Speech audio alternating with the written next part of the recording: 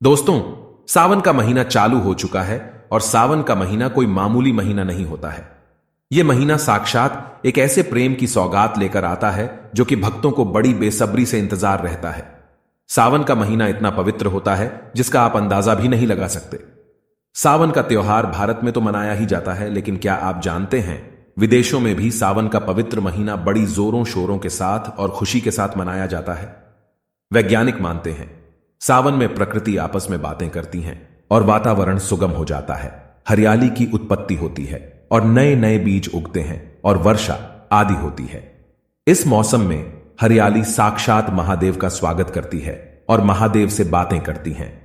ऐसे में अब जान लेते हैं सावन के इस पवित्र महीने में कौन सी गलती नहीं करनी चाहिए जिससे कि शिव जी नाराज ना हो। और सावन व्रत में यह फल तो कभी मत खाना नहीं, तो भगवान भोलेनाथ आपसे क्रोधित हो सकते हैं, आपका व्रत टूट सकता है। ये जानते हैं कुछ ऐसे सावधानियां जिन्हें भूलकर भी नहीं करना चाहिए। नंबर 1, शास्त्रों में बताया गया है कि व्रतधारी को उधार मांगकर फल आदि नहीं खाना चाहिए, इससे पाप लगता है और व्रत अधूरा रह जाता है। सोमवार का व्रत हो या कोई और व्रत में पड़ोसियों से मांगकर फल वगैरह खाना नहीं चाहिए। व्रत में उधार मांगकर खाने से व्यक्ति का व्रत झूठा हो जाता है। ईश्वर की शरण में आने पर व्यक्ति को झूठ नहीं बोलना चाहिए, कर्ज नहीं लेना चाहिए, चुगली आदि नहीं करनी चाहिए, उधर मांगकर भी खाना नहीं चाहिए। अगर व्रत के दौरान आपको कोई अपनी मर्जी से खाने के लिए कुछ देता है तो उसे आप खा सकते हैं, लेकिन व्रत में कम से कम उधार मांगकर फल आदि खाना नहीं चाहिए। इससे पाप लगता है और व्यक्ति की पवित्रता भंग हो जाती है। नंबर 2, सोमवार का व्रत हो या सावन का व्रत, आपको नाशपाती नहीं खाना चाहिए। दरअसल इस फल का नाम नाशपाती यानी नाश करने वाला होता है, इसलिए इस फल को व्रत में नहीं खाना चाहिए।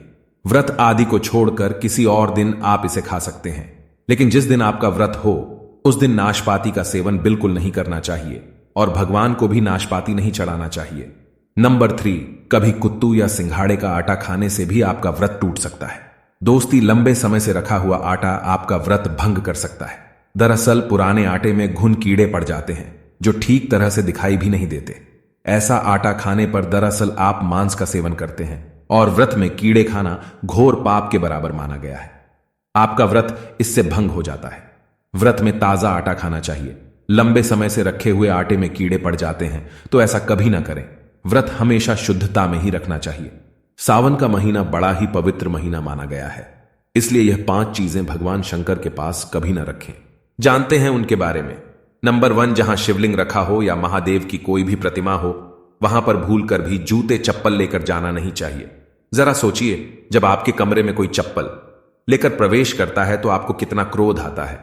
तो इसी कारण महादेव भी आपसे नाराज हो जाते हैं और आपको मिलने वाला फल नष्ट हो जाता है।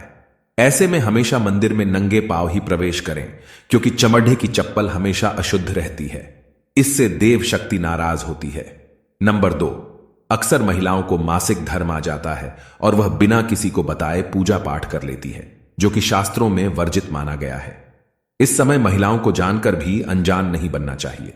अगर आपको मानसिक पीड़ा है तो घर के मंदिर में या बाहर के मंदिर में प्रवेश नहीं करना चाहिए। इससे देव शक्तियां नाराज होकर आपसे क्रोधित हो सकती हैं। ऐसे समय में शिवलिंग को छूना घोर पाप के बराबर माना गया है। जरा सोचिए, ऐसी अवस्था में जब खुद महिला को बुरा लगता है तो ईश्वर को कितना बुरा लगेगा। इसलिए महिलाओं को ऐसी अवस्था में मंदिर या यात्रा में जाना, घर में पूजा पाठ करना, भगवान की प्रतिमा को छूना या तुलसी में पानी भी नहीं डालना चाहिए।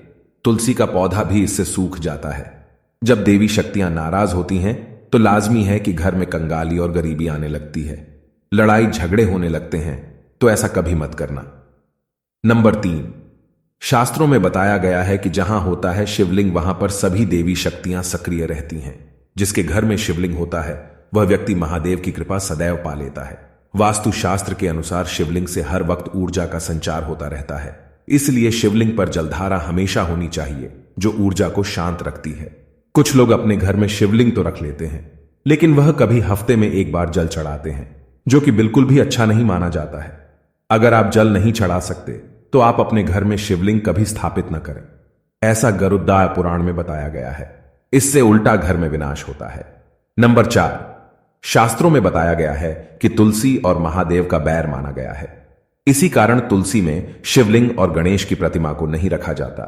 कई लोग जाने अनजाने में शिवलिंग को तुलसी में रख देते हैं और घर में परेशानी आना शुरू हो जाती है। इससे महाशक्तियां क्रोधित हो जाती हैं, तो शिवलिंग पर तुलसी पत्र भी नहीं चढ़ाना चाहिए। तुलसी में और शिवलिंग में कुछ दूरी होनी चाहिए। नंबर 5, घर का मंदिर हो या बाहर का मंदिर, किसी भी मंदिर में ऐसे व्यक्ति को प्रवेश नहीं करना चाहिए जिसने स्त्री प्रसंग अर्थात संभोग किया हो या उसने मांस खाया हो। अगर आप शारीरिक रूप से गंदे हैं तो मंदिर के आसपास भी नहीं जाना चाहिए।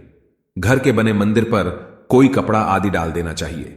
जरा आप ही सोचिए कि आप मांस खाकर स्त्री के साथ शारीरिक संबंध बनाकर भगवान के पास जाएंगे और क्या वह आपसे प्रसन्न होंगे? बिल्कुल भी नहीं। वह आपसे क्रोधित हो सकते हैं, आपसे नाराज हो जाएंगे। शास्त्रों में इसे घोर पाप माना गया है। इससे व्यक्ति नरक में जाता है। ऐसा दुष्ट स्वभाव मनुष्य के बर्बादी का कारण माना गया है, तो ऐसा बिल्कुल न करें। ईश्वर के सामने हमेशा नहा धोकर मन पवित्र लेकर ही जाना चाहिए। इससे सभी शक्तियां आपसे प्रसन्न रहती हैं। दोस्तों, सावन के महीने में महादेव को ऐसे बेलपत्र कभी मत चढ़ाना, इसे बहुत ही अशुभ माना जाता है। दोस्तों, पौराणिक मान्यताओं के अनुसार बेलपत्र चढ़ाने से शिवजी का मस्तक शीतल रहता है। बेलपत्र से भगवान शिव की पूजा करने से दरिद्रता दूर होती है, व्यक्ति सौभाग्यशाली बनता है। इससे हनुमान जी भी प्रसन्न हो जाते हैं, क्योंकि वे शिव के ही अवतार हैं और इस बात को शायद ही कोई जानता हो। दोस्तों, अब आप यह जान लें कि बेलपत्र का उपयोग और इसके लाभ कैसे मिलते हैं। नंबर 1, तीनों लोकों में जितने तीर्थ स्थल प्रसिद्ध हैं, वे सभी तीर्थ स्थल बेलपत्र के मूल भाग में स्थित माने जाते हैं। इस बात को शायद ही कोई जानता हो। नंबर 2, अगर बेल का वृक्ष घर के बीचों बीच या पूर्व दिशा में लगा हो तो घर में धन धान्य की कभी कमी नहीं रहती और परिजन खुशहाल रहते हैं। नंबर 3, जो व्यक्ति बेल के वृक्ष के मूल भाग की गंध, पुष्प आदि से पूजा अर्चना करता है, उसे मृत्यु के पश्चात शिवलोक की प्राप्ति होती है। अब जानते हैं बेलपत्र से जुड़ी और कुछ खास बातें। दोस्तों, चतुर्थी, अष्टमी, नवमी, चतुर्दशी और अमावस्या, इन तिथियों को साथ ही संक्रांति के समय और सोमवार को बेलपत्र नहीं तोड़ना चाहिए। पूजा से एक दिन पहले ही बेलपत्र तोड़कर रख लें। दोस्तों, बेलपत्र कभी अशुद्ध नहीं होता। अगर आपको पूजा के लिए नया बेलपत्र नहीं मिल रहा है तो आप किसी दूसरे के चढ़ाए हुए बेलपत्र को स्वच्छ जल से धोकर भगवान शिव को अर्पित कर सकते हैं। बेलपत्र में कम से कम 3 पत्तियां होनी चाहिए। कटी फटी पत्तियों का बेलपत्र भगवान शिव को गलती से भी अर्पित मत करना। कटी फटी पत्तियों को अर्पित करने से शिव का अपमान माना जाता है और बेलपत्र का भी। इसलिए बेलपत्र की पत्तियां एकदम साफ होनी चाहिए। दोस्तों, सावन के इस पवित्र महीने में जिस व्यक्ति को 5 संकेत मिल जाए तो इससे यह पता चलता है कि महादेव आपकी भक्ति से बहुत प्रसन्न है और आपको धनी होने से कोई भी नहीं रोक सकता। चलिए जानते हैं। नंबर 1, बैल का दरवाजे पर आना। दोस्तों, नंदी भगवान भोलेनाथ के वाहन है। नंदी को भगवान शिव का द्वारपाल भी कहा गया है। नंदी महाराज को बुद्धि और ज्ञान का प्रतीक माना गया है। शिव के मंदिर के बाहर हमेशा नंदी महाराज विराजित रहते हैं।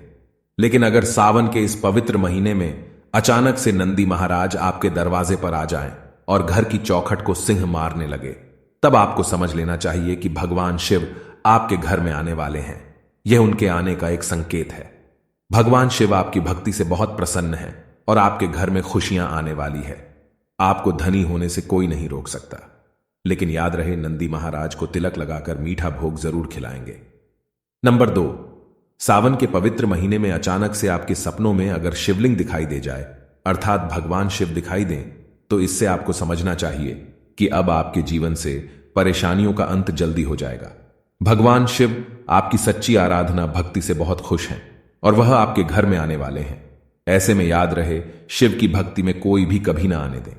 घर को गंदा ना रखें, क्योंकि आपके घर में भगवान शिव पधारने वाले हैं।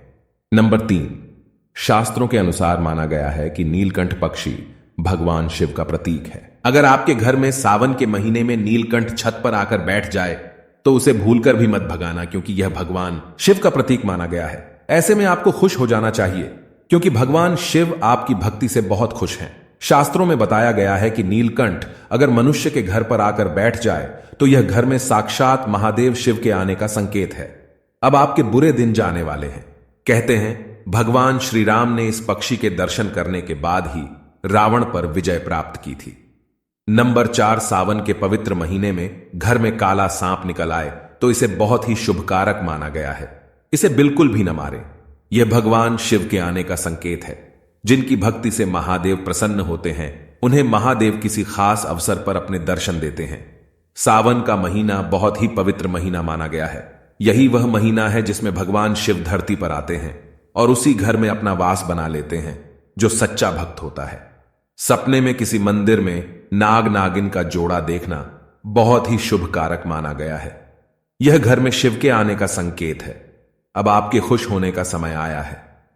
नंबर 5, सावन के शुभ अवसर पर सोमवार के दिन डमरू की आवाज या घंटियों की आवाज सुनाई दे तो यह अत्यंत शुभकारी माना गया है। इसका अर्थ यह है कि भगवान भोलेनाथ आपसे प्रसन्न है और जल्द ही आपके घर और जीवन में प्रवेश करने वाले हैं, जिससे आपका आर्थिक संकट दूर होकर जीवन में सुख समृद्धि आने वाली है। दोस्तों, वहीं सावन के महीने में ये 5 राशियां होने जा रही हैं मालामाल। आखिर कौन सी है वे 4 राशियां जिन पर पड़ेगी शिव की कृपा, तो आइए जान लेते हैं विस्तार से। सबसे पहली राशि है मिथुन राशि। दोस्तों, सावन मास मिथुन राशि वालों के लिए बेहद शुभ फलदायी रहने वाला है। इस दौरान भगवान शिव की कृपा की वजह से अटके हुए कार्य जल्द पूरे होंगे और जीवन में सकारात्मक ऊर्जा का संचार बना रहेगा। भगवान शिव के आशीर्वाद से तरक्की में आ रही सभी रुकावट दूर होंगे और नया मुकाम प्राप्त करेंगे। मिथुन राशि वाले परिजनों के साथ अच्छा समय व्यतीत करेंगे और उनकी जरूरतों का पूरा ध्यान रखेंगे। इस दौरान धन प्राप्ति के योग भी बन रहे हैं और धन बचत करने में भी सक्षम होंगे। दोस्तों, अगली जो दूसरी राशि है वह है सिंह राशि। दोस्तों, सावन मास सिंह राशि वालों के लिए काफी लाभदायक रहेगा। इस दौरान शिव कृपा से सभी कार्यों को समय रहते पूर्ण करेंगे और बच्चों की उन्नति के लिए अच्छे फैसले लेने में सक्षम होंगे।